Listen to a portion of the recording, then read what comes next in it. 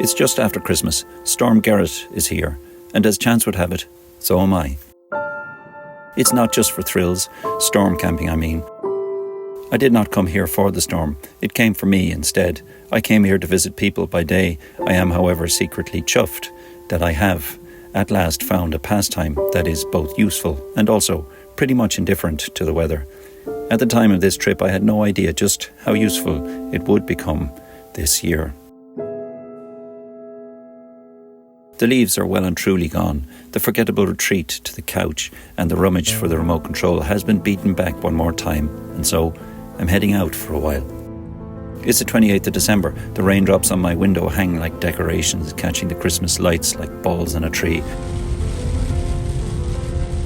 There's no shortage of raindrops, or hail, or wind.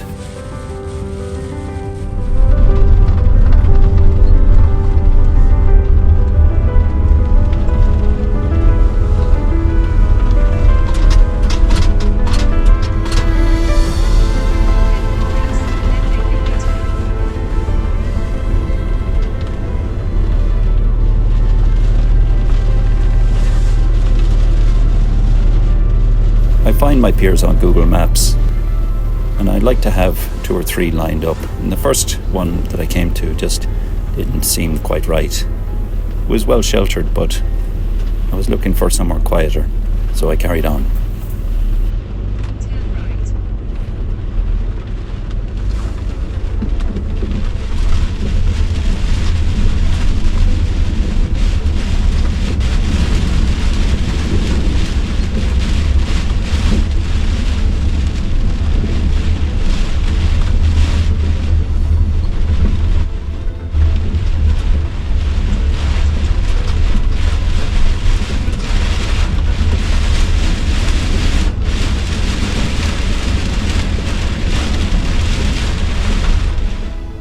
Car camping in winter is a wild and solitary pursuit. Although many wild campers would see this as tame, not many others are mad enough to break through the mental barriers and see what it holds. However, there are many aspects of it which make it actually easier than it is in summer. To arrive late and leave early is a common way to avoid conflict around where you might be allowed to camp, but in winter it gets late nice and early, and vice versa. Also, no midges, no crowds, and plenty of dark for a good night's sleep.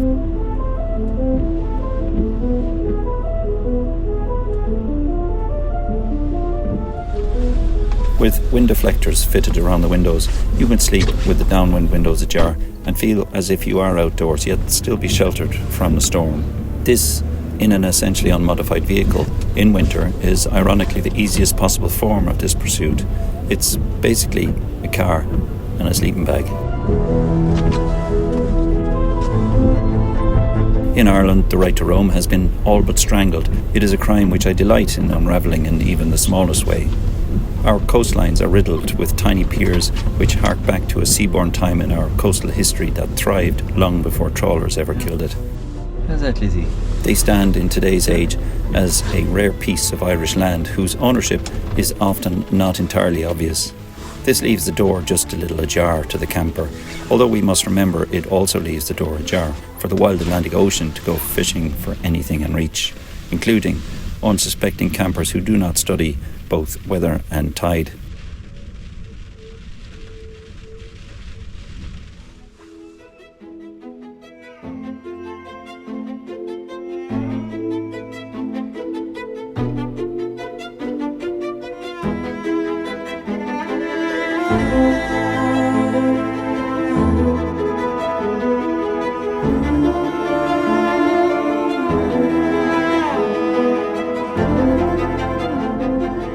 Alone in the night in a storm like this is that little bit intimidating, but it's that intimidation that brings that sense of place.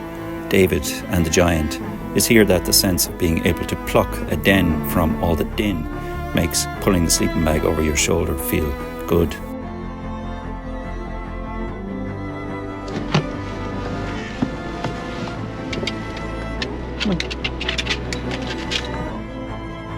The average height of an Irish pier is not safe at high tide in the low pressure and high winds of a winter storm.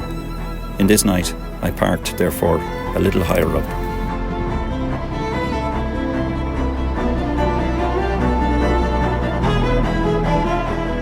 We humans only survive these latitudes by good design.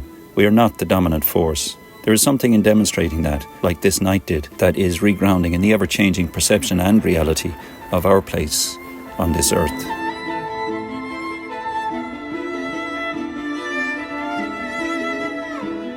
What I realise in my life to date, through 2 careers which were both built on my obsession with trekking through the furthest vistas I could find by any means, is that exploring our world should not only be determined by scale.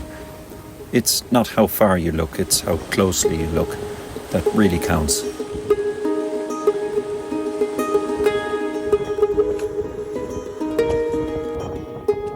This little hike lies only miles from a road that I have travelled literally hundreds of times, yet this is my first time here.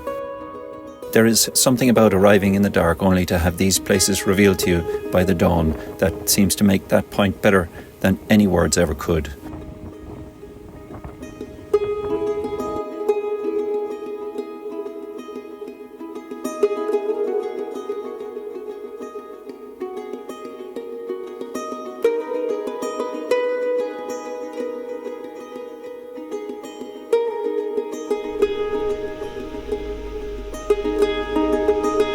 What a beautiful spot this is.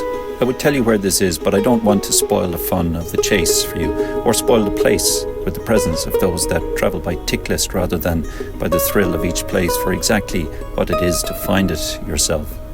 Here's a clue though. West Cork. The fun and intrigue of poking around on Google Maps, looking for places to bring to life yourself is not a treat I should steal from you. I love it. With little more than a sleeping bag, I had released a little bit of adventure from the jaws of a Christmas couch.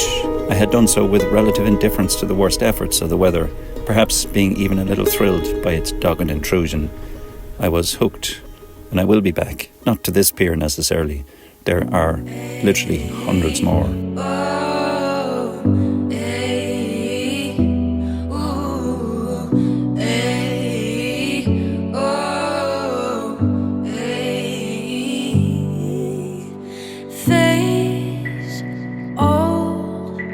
Your father's calling you from the porch.